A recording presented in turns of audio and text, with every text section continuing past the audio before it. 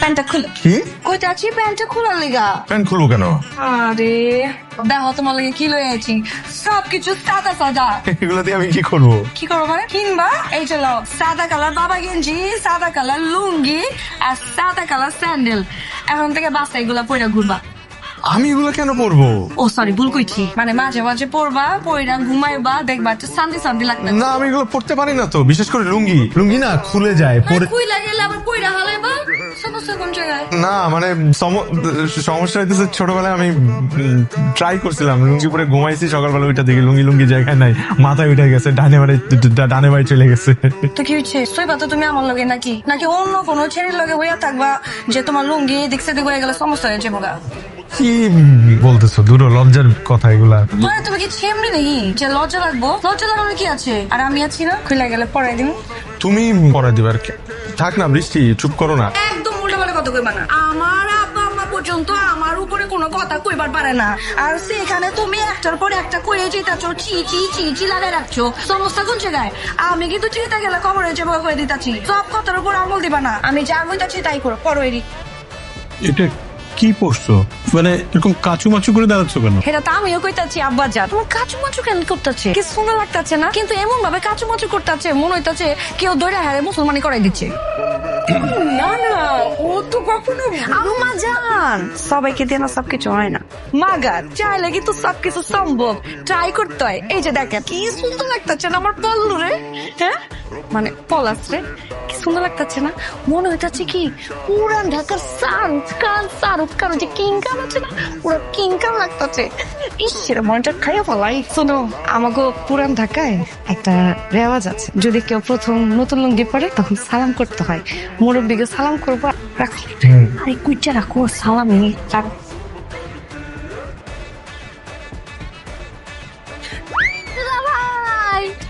আরে যাও, আরে যাও ওরা পোলা পাইনি, নাম নাম করছো কি? আরে কুদরতের ঘরে কুদরত, নাম নাম যাওরা আমি করিস না তো দুলাভাই তো আছেন নাম। আরে যাওরা কুদরতের বাচ্চার নাম, এরকম যাওরা আমি কে করে? হ্যাঁ আছে না তো দুলাভাই? দুলাভাই লগেই তো করে। থাক না, ছোট মানুষ থাক। কোথায় কইছ আমি ছোট মানুষ, আমি লিপকিসও বুঝি। কেন দিয়ে মনে করে বুঝোস না? যাওরা আমি বাদ দিবি না? একটু কাছে পোলা আসলে হয়েছে কি, সারাক্ষণ হয়েছে মোবাইল টিপে, তো মোবাইল চালাতে চালাতে এখনকার পোলা পান্ডা মাথা মতো করে শেষ হয়ে গেছে গা। যে আমার গিয়া ক যে আমরা আইছি, যা যা যা। আরে ল আমি তো আব্বা। আসসালামু আলাইকুম। আরে জামাই বাবাজি ভালো আছেন? থাক ভালো আছেন নাকি? জি, আপনি কেমন আছেন? আর আল্লাহ জানটা এখনো ঝুলাই রাখছি আর কি। আরে ওই লোকজন গেল তো তোরা আব্বা পুরো ছাড়া, করে আব্বা বয়ে ছাড়া। গেছে। ছোট চাচার নাকি শরীর খারাপ করছে? আরে ওর কথা কইছি না, হালা গতকালকে রাইতে থেকেই পেছন দিয়ে কুলি করবার লাগছে। কোত্থেকে গুলি করছে? পরে কই থাকছি। আব্বা জানা আইতাছি, আমরা ভিতরে যাই। আচ্ছা ঠিক আছে যাও, বিতে যাও। বৃষ্টি, আমি না আসলে বুঝতে পারছি না ওই পিছন থেকে গুলি করার বিষয়টা কি। এত ধৈর্যবান কেন? হ্যাঁ কইলাম না উপরে গেলেই বুঝতে পারবা। এই যে এবার বুঝছো, পেছন দিয়া মানে পশ্চাৎ দেশ দিয়া গুলি করার মানে কি? এটার মানে হচ্ছে চাচার ডায়রিয়া হইছে। পুরান ঢাকার ভাষা। আস্তে আস্তে তুমি সবকিছু টের পেয়ে যাবে। চাচা জামাই হয়েছে, জামাই। কোথায় এসে গেলা? গরু হওয়াই বেলাইছে, জবাই করা শেষ? চাচা কানে কম মনে। চাচা কইতাছিলাম জামাই হয়েছে, জামাই। আয় জামাই হয়েছে, এতক্ষণে আমার কবি না এখন ওইখানে না, বুকে আহ বুকে আহ। কত সুন্দর জামাইটা। এত বড় একটা ডিশ আমি মানে এটা কার জন্য আসলে? তোমার জন্য জামাই। আমার জন্য? না না, আমি একা তো এত খাবার খেতে পারবো না। কি কইতেছো জামাই? আমি মধ্য বয়সে আইসাও তো এরকম একটা থাল একলাই খাইয়া উঠে যাবার পারি। আরে আমি আরো ভাবলাম যে বাল বুঝি কম হয়ে গেছে। না না না, হলো তোমাকে বয়সে এরকম আস্তা করে গিরা ভালো। আমার বয়সে আমি আবার পারছি না, মানে হয়েছে কি, আর আমার যে শারীরিক অবস্থা, মানে আমি এত খাবার একা খেলে মানে আমি আসলে অসুস্থ হয়ে যাব, তাই আমি ভাবছি কি না, মানে আমি মারা যাবো, বুঝছো? পাড়া দিচ্ছে আমার জামার পায়ে পাড়া দিচ্ছে। এটা এক ধরনের গালি। বুঝলাম না চাচা, তুমি আইছো ভালো কথা, কানের মধ্যে মেশিনটা পড়ে আইবা না? বুঝে না হই না কি কইতাছো? জামাই তো ভয় পেয়ে যেতেছে গা। হ্যাঁ চুপ থাকো তুমি। এই যে তুমি আমগো ভাই তাইছো নতুন জামাই শোনো আমগো একটা রেওয়াজ আছে কি? যখন পয়লা জামাই বাড়ির মধ্যে পাড়া দিব তখন এরকম একটা ডিশ একা খায়া শেষ করবো ওই ডিশের মধ্যে কেউ হাত দিতে পারবো না যত সময় লাগে আমার কথা শোনো যত সময় লাগে সব শেষ করবা দরকার হলে আরো না দিব কিন্তু শেষ করতে হইব আমি শেষ কি আমি মানে আমি শুরু করতে পারবো কিন্তু শেষও করতে হইব না পারবো আমরা না আছি তো না পারবো না বুঝালেছি বৃষ্টি কি পৈতারে খবর দে আইনা খাড়া করে না আম্মা জান না পৈতাকে ওই তো আছে আমাকে পুরান ঢাকা সবচেয়ে সিনিয়র আর অভিজ্ঞ ডাক্তার ও সব সময় করে ইঞ্জেকশনের লাগান কি যেন একটা রাখে আর সুবিধা মতো পাইলে একেবারে পাছায় হান দেয়া দেয় এরপরে সব গড়গড় গড়গড় গড়গড় একা খায় বলায়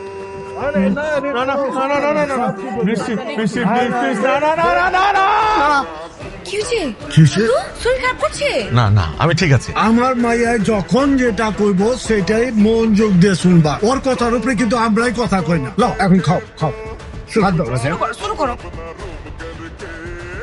আন্ডা লো আন্ডা রাখো খাইতাছে আমার অবস্থা অনেক করুণ আমার সাথে যা যা হইতেছে ওই বাসর রাতের পর থেকে আমি তোরে বলে বুঝাইতে পারবো না বিয়ের 3 দিনের মাথায় আমি হয়ে গেছি ঘর দেখছো আমার কথা আটকে যেতেছে আমি বিয়ের 3 দিনের মাথায় হয়ে গেছি লাশ কাটা ঘরের জামাই আমার সিচুয়েশনটা চিন্তা কর আরে জামাই মানে আহা একটু তামাম বাড়ি তোমার খুঁজা পাইতাছি না কিছে আচ্ছা একটু আর তুমি এনে খারাপ রয়েছো আছো কেমন জি ভালো আছি আপনাকে তো চিনতে পারলাম না আপনি নিশ্চয়ই আমার শ্বশুর বাড়ির ফ্যামিলির কেউ আই হ্যাঁ জামাইয়ের হলো কথা জিগাইলা আমার পরিচয় দেয় না কেউ বুঝ না জি না আরে আমি সম্পর্কে তোমার সম্বন্ধ হয় আমার নাম কামাল মাইনসে আমার জৌরের কইরা কাল লুকায় ডাকে আছিনি অভ্যাস জি অভ্যাস আছে তোমার কিসের অভ্যাস হ্যাঁ বুঝো না গেলা লাল নীল পানি বুঝলাম না আসলে মদ বুঝো না গেলা অভ্যাস থাকলে ক ফরমেন কি ঝুলাই তো ফ্রিমেন্ট তো আমরা রাইতে ব্যবস্থা করে আলাম না দুজন মিলে আরামসে বলবার সাথে খাবো না না আমার এই ধরনের কোনো অভ্যাস নেই আমি এগুলো খাই না গুড গুড গুড আমি তোমার টেস্ট করে দেখছি মিয়া দিনে তোমার আমি খারাপ বের পারিনি আমি টেস্ট করে দেখছি যে আমার বোন জামাইটা বজ্জাত না বালা পোলা রেজাল্ট পাই গেছি তো বালা পোলা তুমি মালমুল খাও না যাও গা কোনো ব্যাপার না তুমি করো ওই যে সন্ধ্যাবেলা আয়ো বোনটা লয়ে আনি কাচ্চি উচি খিলাই দিব বুঝছো হ্যাঁ জায়গাটা সুন্দর না 400 বছর আগে এই নদীর তীরেই গড়ে উঠেছিল আমাদের প্রাণের শহর ঢাকা শুধু একটাই কষ্ট এই নদীর দুই পারে গড়ে উঠেছে হচ্ছে বিভিন্ন কলকারখানা বর্জ্য পদার্থ রাসায়ন পদার্থ রং আরো অনেক দ্রব্যাদি দিয়ে নষ্ট হয়ে যাচ্ছে এই নদী আমার মনে হয় আমাদের চাইতেও বেশি কষ্টে আছে এই বুড়িগঙ্গা নদী কথাটা কিন্তু সুন্দর বলছো ভালো কথা তোমার সারপ্রাইজ কোথায় তুমি না বললে কি জানি সারপ্রাইজ দিবা আমাকে ওই যে আমার সারপ্রাইজ বলছি আমার কাজিন রুবেন আমার জীবনের প্রথম প্রেম কি ও স্কুল লাইফে তো পড়া যাবে বলেছিলাম কোথায় কক্সবাজার বাজার কক্সেস বাজার আর রুমও তো বুক করছিলাম রুম? 117 নম্বর room sea view honeymoon suite honeymoon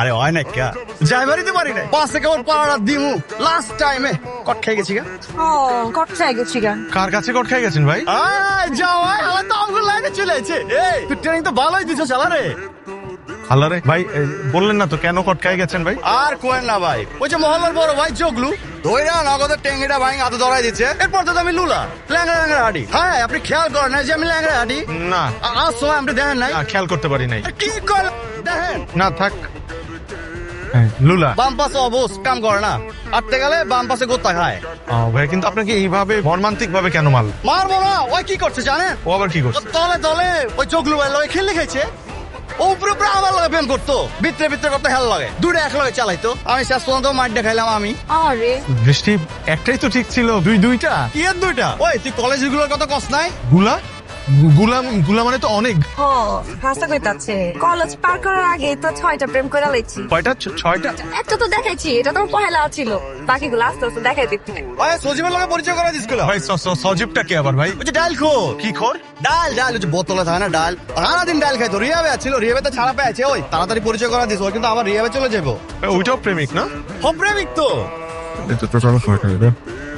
এই কি হলো এই যে ল বাকুরখানি এই লইবা পরে চুবাইবা চুবাইয়া মুখের ভিতরে দিবা তোমাও বেশি করে চুপ আরো হ্যাঁ আমদা মুখে লাগবে তো এত কথাগুলো কেন করবা আমদা তোমরা এখনো রেডি হলে কে আবার কোথায় যাব আব্বা আরে আজকে তো তোমাকে আরো 2টা দাওয়াত আছে আরো 2টা আমি তো জানতামই আমি তো জানতাম না তোমার জানার দরকার নাই কা এটা আবার কেমন কথা আব্বা আমি না আর পারছি না মানে আমাকে কি আজকে প্লিজ কোনোভাবে মাফ করা যায় না মা মাফ করার লাগবে কি হয়েছে তোমার? তোমার জন্যই তো হয়েছে। তুমি কি শুরু করছো? আমি কিন্তু খুব বিরক্ত হচ্ছি। এই জামাই তুমি এমতে কথা করতেছো কেন?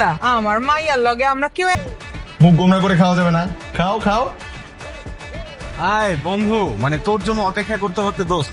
Sorry for being late. কি অবস্থা? আচ্ছা, পরিচয় করিয়ে দেই, আমার ওয়াইফ বৃষ্টি।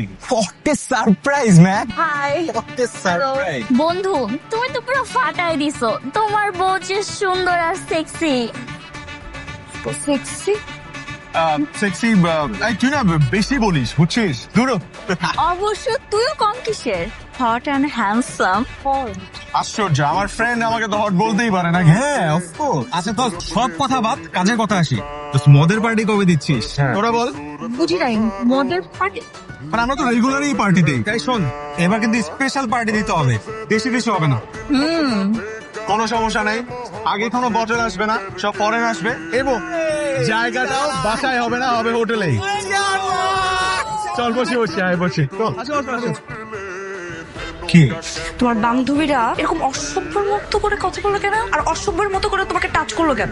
আরে ওরা তো একটু ওভার ফ্রেন্ডলি। আর এই যে মদের পার্টি, এটা মানে কি? মদের পার্টি তুমি বলছো না, একটু চিল করি আমরা একসাথে। প্রতি 3 মাস পর পরই আমরা এক একজনের বাসায় এই ধরনের পার্টি থ্রো করি, মানে নিজেরা একটু এনজয় করি আর কি, বুঝছো না? রিল্যাক্সেশন করতা, কিন্তু এখন থেকে এটা আর তুমি করতে পারবার না, আমি তোমাকে করতে দিব না। আর এই যে বান্ধবীগুলো আছে না, থার্ড ক্লাস মার্কের যে বান্ধবীগুলো তোমার আশেপাশে ঘুরে তোমাকে এরকম টাচ করে, এদের সাথে কোনোদিন মিশতে পারবা না। করো কেন? একটু অ্যাডজাস্ট করো না আমার বিল্লু জান।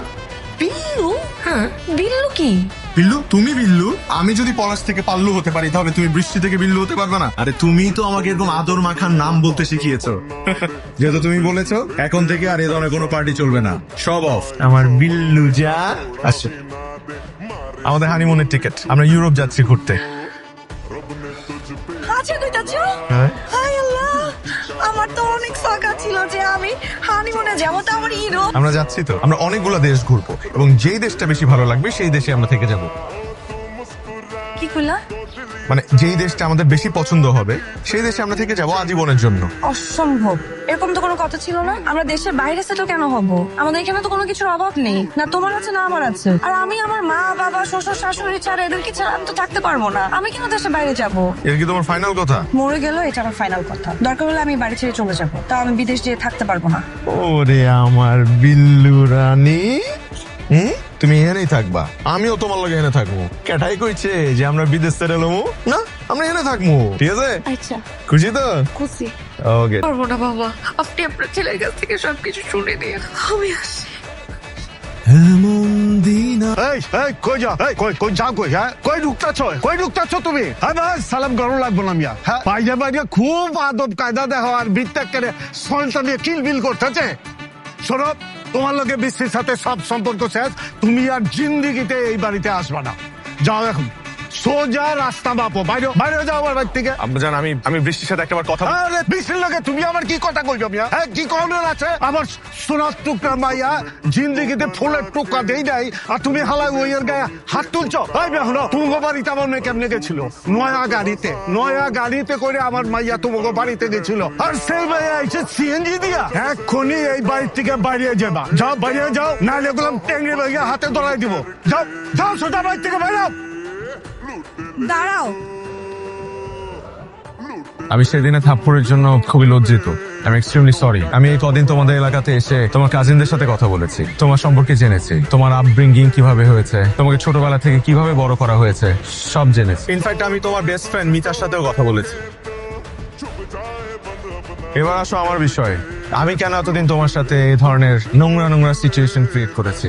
আমি এই ধরনের সিচুয়েশন ক্রিয়েট করেছি দেখার জন্য যে তুমি সেই সেম সিচুয়েশনে পড়লে কিভাবে রিঅ্যাক্ট করো। বৃষ্টি, আমার একজন ফ্রেন্ড আছে, he is a very good psychiatrist. আমি ওর সাথে তোমার বিষয়ে কথা বলেছি এবং কথা বলে জানতে পেরেছি you have a disorder known as conduct disorder। অবশ্য এই ধরনের সিচুয়েশন বেশিরভাগই হয় হচ্ছে আমাদের গার্জিয়ানদের কারণে, আমাদের প্যারেন্টস, আমাদের বাবা মা। এই ধরনের সিচুয়েশন অতি শাসন অথবা অতি আদরের কারণে হয়, এবং তোমারটা ক্রিয়েট হয়েছে অতি আদরে। আমি যতদূর জেনেছি ছোটবেলা থেকে তুমি এমন কিছু তুমি চাওনি যেটা তুমি চেয়ে পাওনি। ইনফ্যাক্ট এমনও সিচুয়েশন হয়েছে যে তোমার একটা জিনিস পছন্দ হয়েছে, তুমি চোখ দিয়ে বলেছো, তুমি মুখ দিয়ে একটাবার উচ্চারণও করোনি, কিন্তু তারা তোমার দিকে তাকিয়ে বুঝতে পেরেছে তোমার এটা লাগবে এবং তোমার সামনে এনে এটা হাজির করেছে। ছোটবেলা থেকে কখনো তাদের মুখ থেকে তুমি একটাবারের জন্য না শুনোনি। শাসন এবং আদর দুইটাই আমাদের প্রয়োজন, কিন্তু আমাদের বাবা মার জানা উচিত যে পরিমিতি বোধ কতটুকু হওয়া উচিত। এবার আসো হাজবেন্ড ওয়াইফের বিষয়। একটা সংসার খুব সুন্দর করে নিয়ে যেতে হলে প্রয়োজন দুটো জিনিস, ভালোবাসা এবং সম্মান, লাভ এন্ড রেসপেক্ট। এই দুইটা যদি একটা সম্পর্কে না থাকে তাহলে সেই সম্পর্ক বেশি দূর যায় না।